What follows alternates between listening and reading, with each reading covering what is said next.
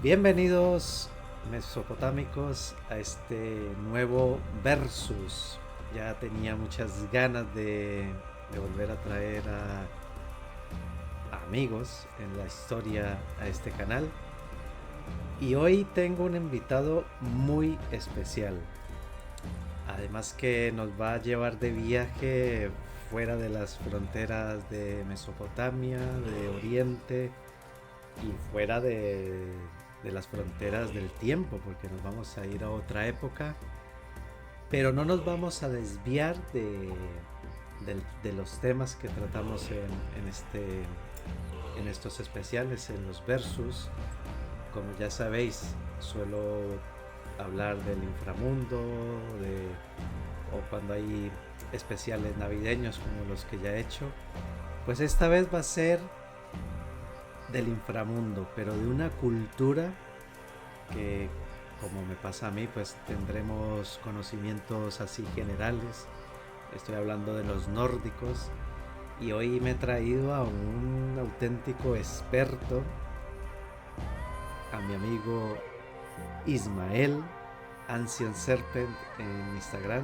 Bienvenido, amigo. ¿Qué tal, Jordan? Muchas gracias por invitarme. Encantado de estar aquí. Espero poder aportar algo útil al canal. Estoy convencido de ello.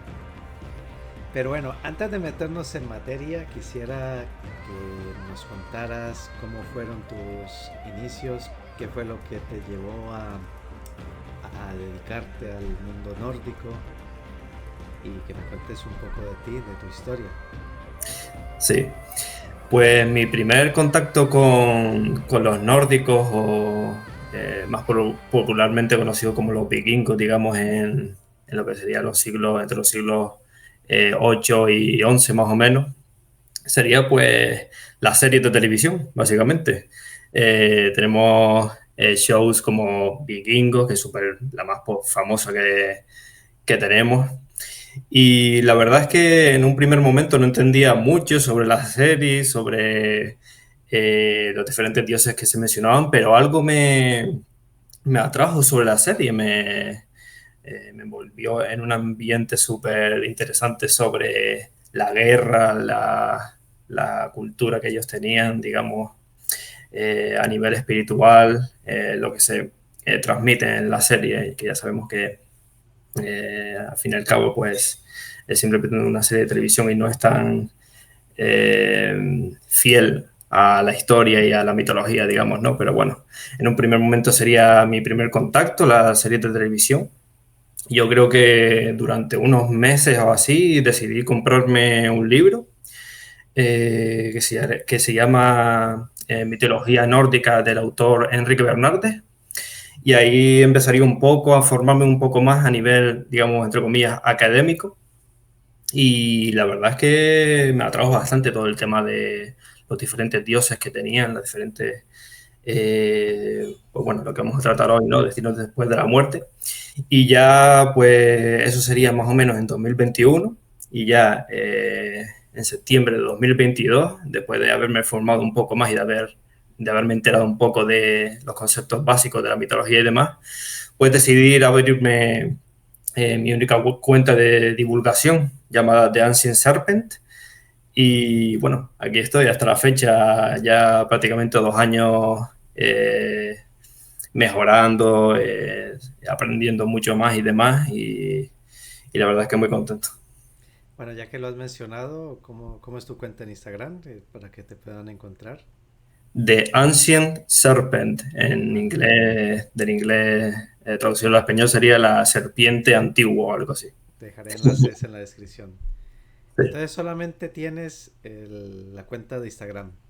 Sí, actualmente también divulgo en Facebook, pero la verdad es que el grupo que tengo es muy pequeñito, tampoco le tengo le pongo mucho, digamos, interés a subir cosas ahí porque están mis familiares y mis amigos más allegados en Facebook. Pero también divulgo en grupos particulares, en grupos privados de habla inglesa, ¿no? Que ahí pues Ujú, tengo un mayor feedback de personas fuera de España, digamos, ¿no? entiendo. Y hablando de los nórdicos, ¿Tú qué dirías que es así lo más interesante? ¿Qué es lo que más te ha gustado de esta cultura? Pues para mí su concepción de la muerte, digamos, a nivel espiritual. Aquí podríamos entrar en diferentes conceptos, pero sobre todo me gusta desmitificar ciertos destinos después de la muerte, por ejemplo. Seguro que a muchas personas le sonará Sí, Valhalla, claro. eh, el inframundo que, eh, por lo que me acabas de contar, le interesa mucho en tu canal, que sería el Hell para ellos, que sería básicamente pues, la representación de la tumba física. Ujú. Y no sería, digamos, como se concibe en nuestra sociedad occidental como un lugar de castigo, ¿no? Como el equivalente al infierno cristiano, digamos, ¿no? Sería un poco más, algo más neutral. Ujú. Y bueno, así podríamos estar hablando y hablando sobre diferentes destinos y concepciones espirituales.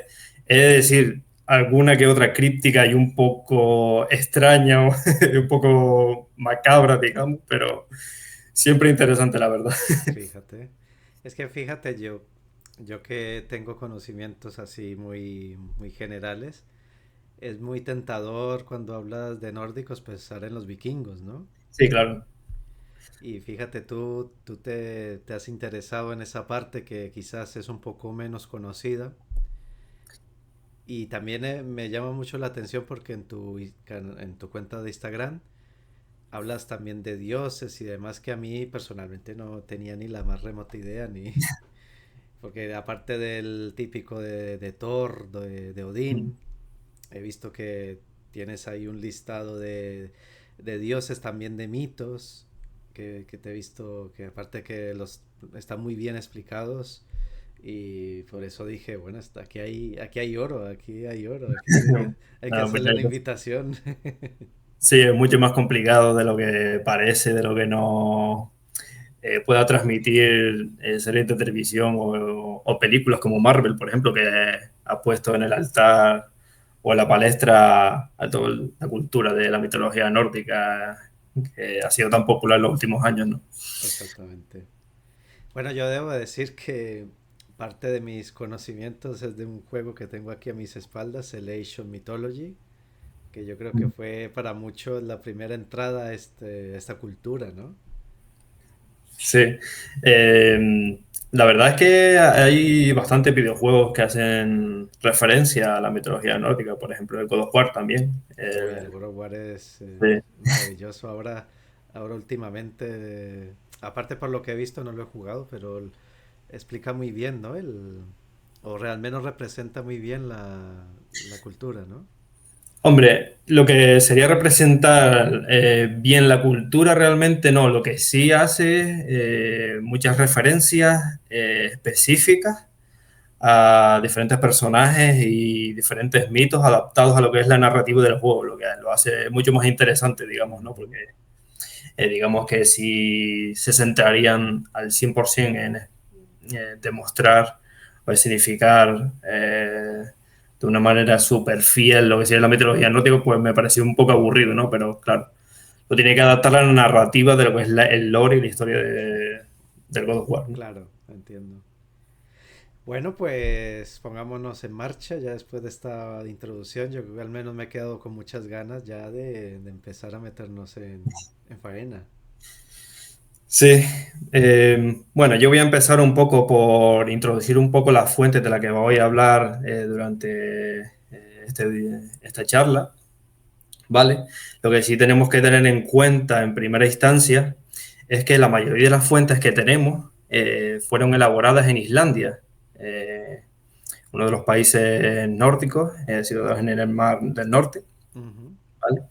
Y fueron elaboradas en la Edad Media, en los siglos, a partir de los siglos XII, XI y XIII, sobre todo.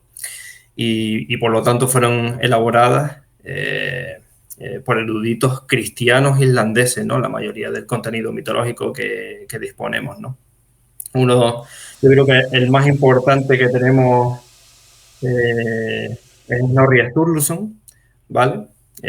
Fue un erudito del siglo XIII, político y escaldo que sería como el poeta nórdico por excelencia, el cual elaboró la Edda prosaica, la cual contiene la mayoría de la cosmología, cosmogonía y los mitos más importantes que tenemos sobre la mitología nórdica. Así que diría que para un lector del siglo XXI que se interesase por las fuentes, digamos, primarias, pues esta sería la fuente más básica que podría tener a mano, ¿no? Pero sí hay que tener en cuenta eso, que al ser escrito por un cristiano, pues vamos a encontrar mucha reinterpretación del autor de las creencias paganas desde su prisma cristiano y, y también bastante posiblemente invenciones también del propio autor, digamos, ¿no? Entiendo. Sí. Después tendríamos, por ejemplo, la Edda poética, que este ya sería ya un conjunto de 34 poemas de carácter también cosmogónico, cosmológico, religioso, iniciático, heroico, etcétera, que fueron compilados a finales del siglo XIII, pero que se cree que muchos de ellos fueron elaborados durante el periodo pagano, que sería más o menos del siglo X, siglo IX, ya sabes cómo sería el tema de la herencia oral, cómo cambia, gracias a la herencia oral, cómo cambian los poemas y demás, y los mitos, ¿no? Digamos, ¿no? Pero sí, aquí entrarían pues poemas muy famosos, ¿no? Como la visión de la vidente o los dichos de Har, que Har sería un nombre para Odín. Oh. Sí. Sí, Odín tiene cientos y cientos de nombres. Sí. Es bastante complicado el tema, la verdad, pero bueno. Después tendríamos la Gesta Danorum, que traducido del latín se traduciría como Historia danesa. Fue escrita por un cronista danés llamado Saxo Gramático en el siglo II y III. Y aquí nos narraría, pues básicamente parte de lo mismo. Ensalzaría diversos héroes de la historia danesa y también nombra a los dioses nórdicos desde su prisma cristiano, desde los orígenes paganos de Dinamarca hasta su cristianización, digamos, ¿no? Uh-huh. Y por último tendríamos las sagas irlandesas, de las que voy a hacer bastante referencia. Las sagas se escribieron entre los siglos XII y XIV, digamos, y habría bastantes tipos, pero generalmente inmiscuyen la vida y los hechos que narran la historia de la colonización de Islandia en el siglo IX, en la época vikinga, ¿vale? Por los escandinavos.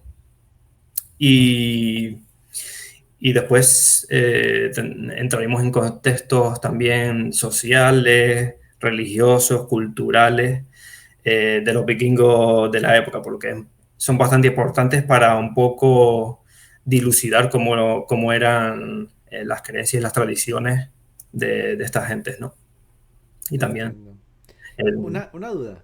Cuando sí. hablamos de nórdicos, ¿cuáles son las dos regiones, por decirlo así, que dieron origen a esta cultura? La cultura vikinga, digamos, Sí. es la edad del hierro, vale. Pues, hombre, teniendo en cuenta que la palabra vikingo no hace referencia en primera instancia a una etnia, pues digamos, no sería sinónimo de nórdico, ¿no? Sería como eh, digamos, una profesión, digamos, un poco de marinero, un poco de guerrero que va a saquear otros sitios, digamos, ¿no? Pero digamos que serían más o menos los territorios que convendrían hoy en día Suecia, Noruega, Dinamarca, Islandia, y bueno, ahí podríamos seguir inmiscuyendo posiblemente Inglaterra también en cierto contexto histórico dentro de la época vikinga. Y bueno, Irlanda y demás, las Islas Feroe, las Shetland también, las Orcadas y demás, ¿no? Un poco esos serían los territorios básicos para hablar de los vikingos, entre comillas. Pero así para en el inicio fueron, por lo que entiendo, Suecia, Dinamarca y Noruega, ¿no? Sí, Vale. sí. Y, y bueno, dentro de las sagas también podríamos inmiscuir las sagas legendarias, que aquí, pues, como dice el término, um, aparecerían criaturas como gigantes, trolls, que son de la cultura germánica escandinava, dragones, etcétera, y un poco ensalzarían las hazañas de un héroe en concreto, digamos, ¿no? Y un poco serían eso, las fuentes generales, pues serían un poco estas para ponerlas en contexto todo lo que voy a hablar. Muy bien. Vale. También podríamos hablar de una breve concepción del más allá en el imaginario germánico a nivel visual y arqueológico. Por ejemplo, vemos siglos antes de la época vikinga, durante la Edad del Bronce, vemos como el concepto del barco o el carro tirado por un caballo están intrínsecamente relacionados con el culto solar, Ujú. como si fuesen de alguna manera medios de transporte del sol en su recorrido por el cielo hasta llegar al inframundo, un poco como pasa con Egipto, ¿no? Eso estaba pensando. Mira qué interesante. Y sí, sí, sí, sí. Y bueno, esto también podremos inmiscuir al medio de transporte, que esto se perpetuará durante la época vikinga de los fallecidos. Vemos, por ejemplo, desde la Edad del Bronce hasta la época vikinga, tumbas rodeadas por megalitos que forman la silueta de un barco. Mm, Un poco está intrínsecamente relacionado el tema del barco con los muertos. Y, por ejemplo, en la época vikinga vemos los grandes barcos funerarios en los que se depositaba el muerto y se enterraban, posiblemente como un simbolismo relacionado con que el muerto necesita el barco para navegar, que lo desarrollaremos después, para alcanzar el inframundo, digamos, o el más allá de su concepción espiritual. Y lo mismo con el carro. El carro hay alguna referencia arqueológica eh, que hace que creamos o que teoricemos sobre que necesitasen un carro tirado por caballos o el carro en general para llegar al inframundo. Y casualmente también hay dioses en la mitología nórdica que se desplazan con el carro también, ¿no? Y una duda, la imagen que tenemos en en el imaginario de los reyes o los guerreros que van en el barco, en el dracar Sí. y que cuando están a una distancia le tiran una flecha para que se incendie y todo esto, ¿esta imagen es real, es fidedigna? Es una buena pregunta porque yo creo que es un poco más complicado de responder, pero no, digamos que no hay muchas referencias, no es... La respuesta fácil es no, Vale. no es fidedigna. Pero sí que parte de lo que me estás contando sobre depositar el barco en el mar o cremarlo también. Tenemos alguna que otra referencia en la mitología, pero bueno, Mm. seguramente lo nombraré después, que es bastante interesante. Vale, y otra cosa que mencionabas a los germánicos, ¿no? Está Sí, muy relacionado las creencias nórdicas y las germánicas. sí, claro. Si hablamos de los hermanos continentales que estuvieron en comunicación con los romanos durante la Edad del Hierro romana, por ejemplo, ellos adoraban pues los dioses que precedieron a los dioses vikingos, digamos. Mm, Adoraban, por ejemplo, a Wotanas, que sería Odín, Donar, que sería Thor, etcétera. Y hay bastantes relaciones, como veremos a lo largo de la charla, sobre entre los germanos de la Edad del Bronce y demás, de la Edad del Hierro temprana, y los nórdicos vikingos. y sobre todo durante los siglos, a partir del año 200 después de Cristo, durante el periodo de las migraciones. Sabes que hubo un pitoste bastante importante en Europa, sobre todo después con la caída del Imperio Romano, y muchas tribus germánicas tuvieron que emigrar y digamos que muchas creencias viajaron con los hermanos o con los germánicos hasta Escandinavia y, y bueno, y eso, y trasladaron ciertos cultos a Escandinavia, que es lo que crean un poco la mitología nórdica, digamos. Bueno, y también se me estaba viniendo a la memoria, ya mucho más antiguo, lo de los dóricos, que llevaron la creencia de, bueno, de Zeus, que no deja de tener también esa, por decirlo así, características de Odín, ¿no? Al menos me suena algo así. Eh, es complicado, pero en principio un dios que se asimilaría un poco más a Zeus sería Thor.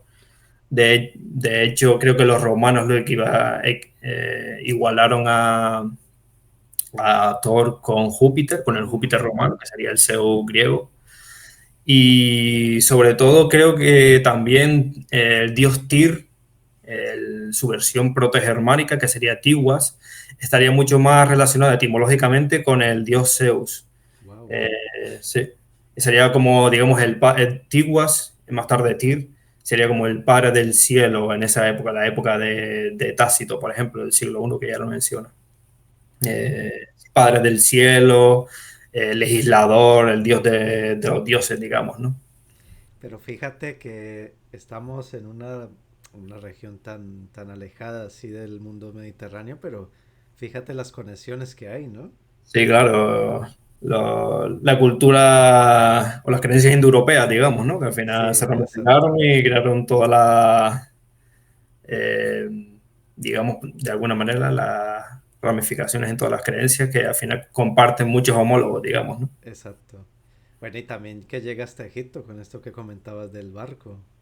Sí, sí, es muy interesante, la verdad, lo del tema del barco durante la Edad del Bronce y que incluso lo referenciamos, lo vemos en los grabados rupestres en Escandinavia, sobre todo el concepto del culto solar que más tarde pues decaería bastante, sobre todo a partir de la Edad del Hierro tardía y todavía más durante la época vikinga, a principios de la Edad Media y demás.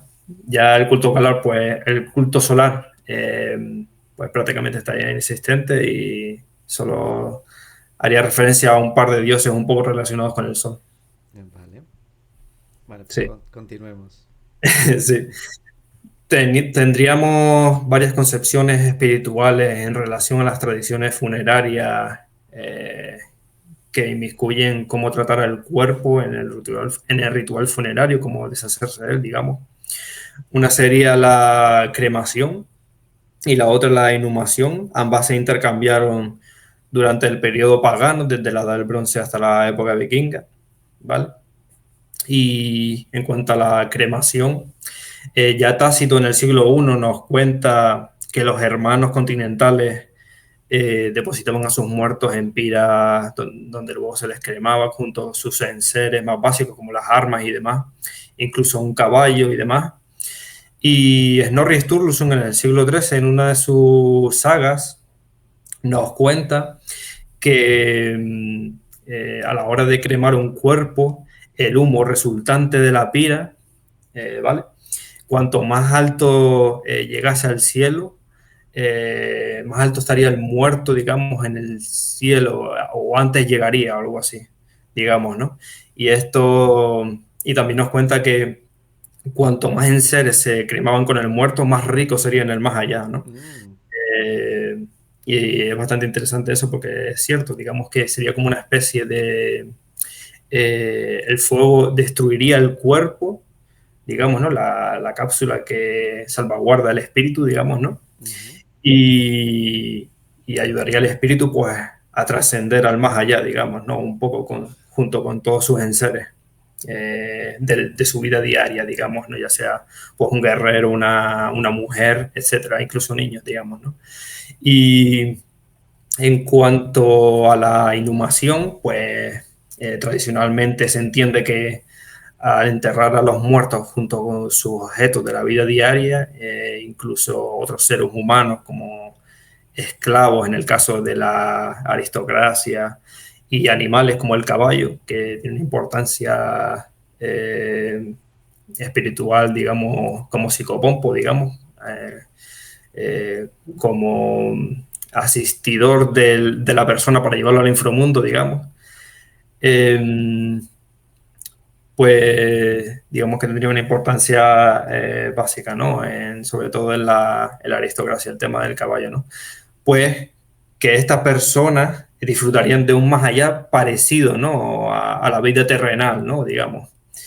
Y bueno, y otra concepción espiritual, ¿no? Un poco más, a mí me parece bastante interesante y es uno de mis temas favoritos, es que el muerto posiblemente, en la mentalidad pagana, una vez enterrado, una vez, digamos, muerto biológicamente, como lo entenderíamos nosotros, para ellos no estaría del todo muerto, digamos.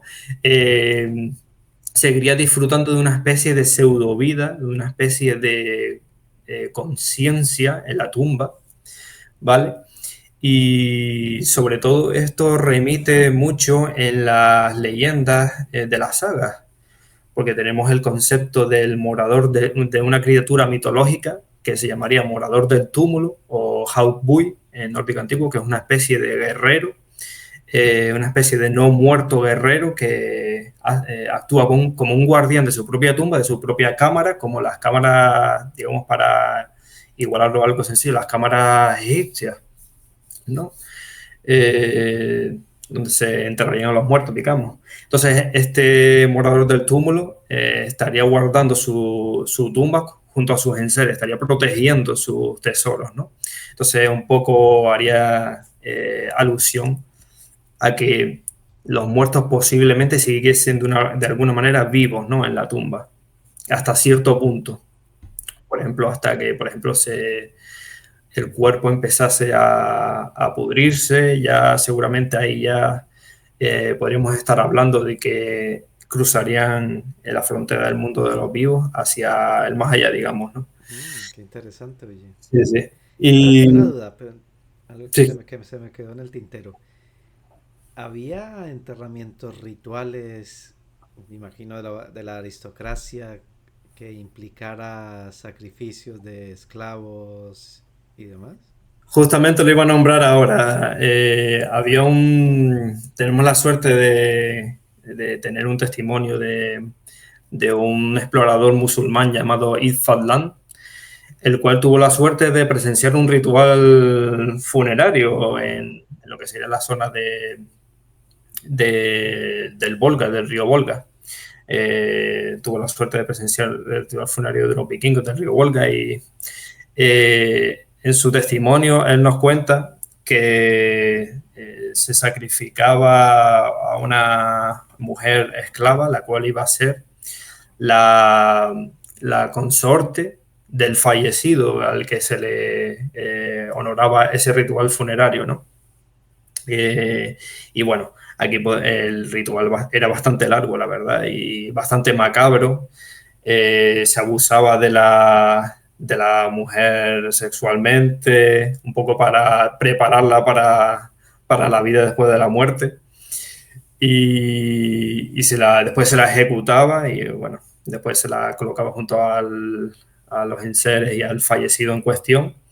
Y creo que era un ritual de cremación, si no recuerdo mal. Y bueno, ahí disfrutaría después, en el más allá, actuaría como la sirvienta o la consorte del señor aristócrata eh, al cual se le dedicó este ritual funerario, ¿no? Del fallecido. Pero justamente lo que te decía ahora, en este ritual funerario, vemos cómo los primeros preparativos del enterramiento en sí inmiscuían a que al muerto se le enterrase unos días en primera instancia, junto con todos sus enseres, incluso con comida, Ujú. durante unos días. y después se le volvió a desenterrar y seguían con los preparativos del ritual funerario y demás, con todos los detalles que ahora mismo no recuerdo, la verdad. Pero bueno, seguimos remitiendo al tema de que posiblemente teniese una especie de conciencia en la tumba, ¿no? Digamos. Es un concepto un poco críptico, pero bueno, me parece bastante interesante. Y justamente, por ejemplo, la posición del muerto también tenía un simbolismo interesante, incluso durante la Edad del Bronce. Vemos como ciertas personas estaban colocadas en posición fetal, como si simulase un bebé, digamos. Y claro, muchas tumbas que inmiscuyen el periodo pagano tenían forma de vientre materno, los grandes túmulos funerarios, no sé si te suenan, tan característicos de la aristocracia en la época vikinga. Sí, sí. Sí, de los barcos también. Y eso. Se asimilaría un poco, digamos, a como el vientre materno de una embarazada, que sería el túmulo funerario, protegería al bebé, que sería el muerto, como una especie de simbolismo de renacimiento o ciclo vital, Sí, sí, sí, o sí. fertilidad, digamos, ¿no? Como sería, el muerto sería devuelto a la tierra, digamos, a la madre tierra. Y una cosa, implicaba cuando no se cumplían estos rituales, ¿había alguna consecuencia? Pues una buena pregunta. Consecuencia como tal, ahora mismo miscuyendo las fuentes, creo que no sabría decirte lo mismo. En plan Por ejemplo, de que el muerto regresara de la tumba y empezara a crear enfermedades sí. o algo por el estilo. Sí, tenemos la concepción del, te acabo de decir del Hautboy, pero hay una criatura parecida que es el Draugr, que sería pues una especie de no muerto o más que un zombie sería como una especie de vampiro porque en él remite ciertas concepciones espirituales, incluso una conciencia, digamos, parcialmente parecida a cuando estaba vivo. Y sí, lo que dices tú, el tema de que atormentaban a los vivos, volvían el miedo un poco a los muertos, digamos, ¿no? Sí. Que una concepción primitiva en el ser humano, digamos, ¿no? El tema del vampiro y demás. Es que Y fíjate que te lo preguntaba porque cuando me contabas lo del ritual de dejarlo unos días con comida y demás, mm, es que me recordaba mucho a lo que hacían en Mesopotamia sí. con los muertos. Y que si no se cumplía eso de darle un ritual, Mm. el muerto regresaba y, y pasaba esto, de que empezaba a a hacer calamidades. Sí, de hecho, en las fuentes medievales hay, bueno, incluso en la arqueología, incluso siglos antes de la época vikinga, vemos como hay indicios que nos que repercuten el miedo a los muertos, digamos, ¿no? En los territorios germánicos, por ejemplo, encontramos cuerpos decapitados, un poco para que ese muerto no regrese, extremidades mutiladas, vemos los cuerpos mutilados, que también es algo que remite en las fuentes literarias, y demás, ¿no? Hay otros rituales un poco más extraños, por ejemplo, colocar la cabeza del muerto entre las piernas, en las sagas vemos eso, que eso es bastante asiduo, ¿no? El tema de, para matar al no muerto, se Ujú. debería decapitarlo y ponerle la cabeza entre las piernas para que se desorientase, digamos, ¿no? Y no pudiese volver. Pues fíjate, tenemos zombies, por decirlo así, también vampiros. Sí, a ver, el tema de... es según cómo concibamos al zombie, ¿no? Un poco, si lo concebimos como un ser estúpido y que no tiene ningún tipo de conciencia, pues no estaríamos hablando de una criatura similar.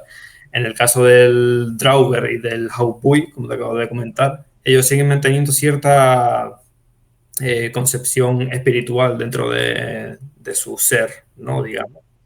Incluso el Draugr también reconoce a los familiares y nos hace referencia en las sagas a que ellos, por ejemplo, atormentaban a ciertos muertos, pero que, por ejemplo, a un familiar lo dejaban en paz, Ujú. digamos, ¿no? Entonces no serían como una especie de zombies estúpidos, sino que tendrían un propósito después de morir, digamos, ¿no?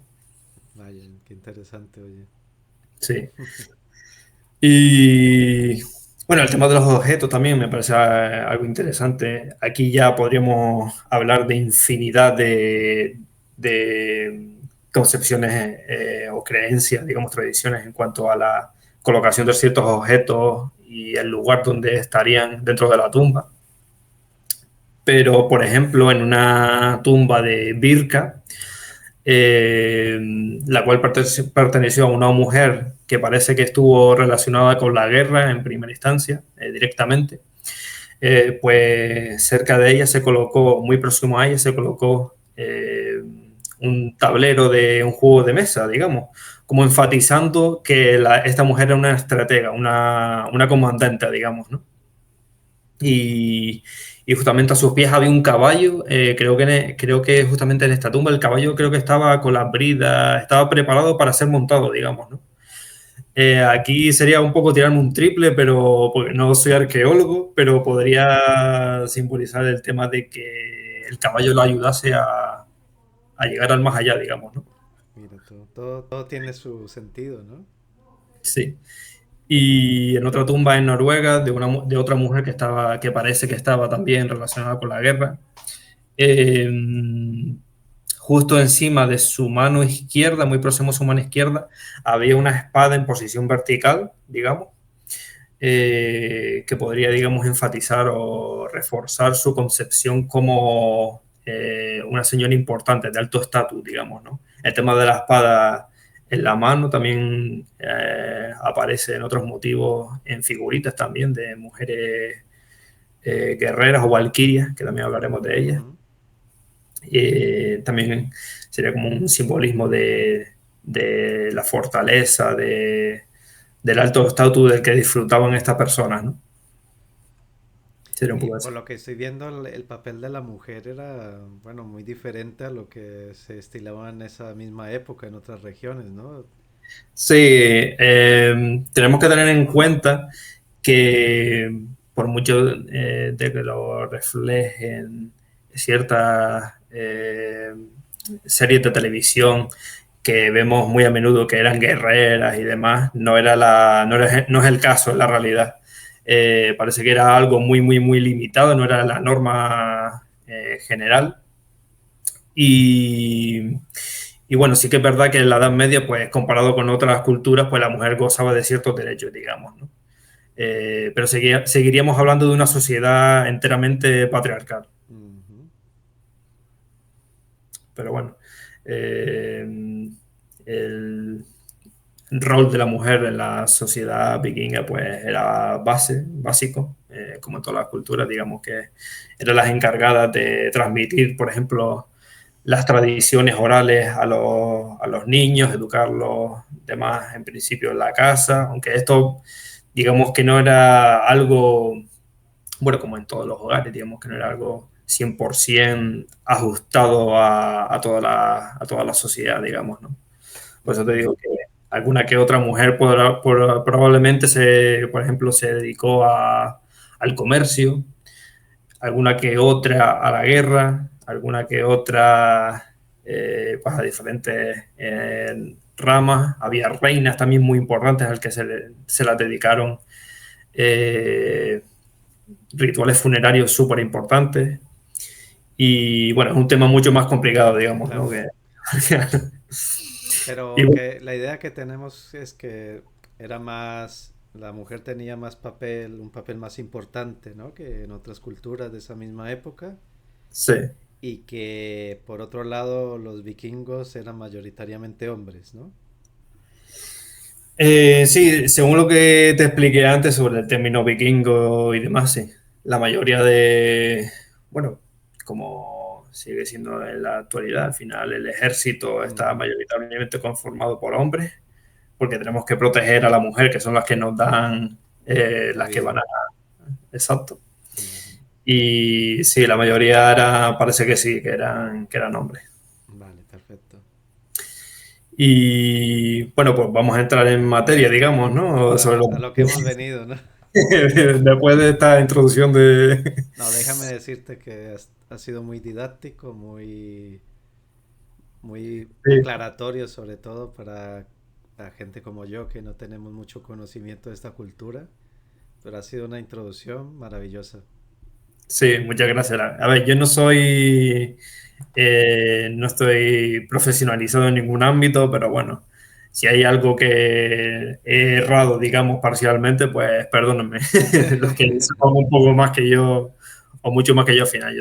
Llevo poco estudiando estos temas y tengo mucho que aprender, la verdad. Bueno, vamos a los destinos después de la muerte. Vamos a empezar hablando del más popular, ¿no?